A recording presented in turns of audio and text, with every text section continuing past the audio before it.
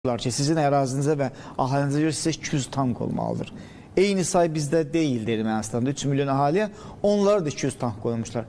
Yaxşı 395 tankı biz o zaman hardan vurduq və Cənab Prezident sual verdi. Hardaydı bu qoyduğunuz maneə 400 tank və texnika hardan gəldi? Və lokal antiterrordan yenidən Xankəndidə əldə etdiyimiz 50'ye yaxın zirehli texnikalar və tanklar bir daha göstərdi ki, bu 3 il ərzində də 23-cü ilə qədər də silahlanma həyata keçirilirdi. Və sonda bir ifadə qeyd etmək istəyirəm, bilirəm ki, suallarınız olacaq.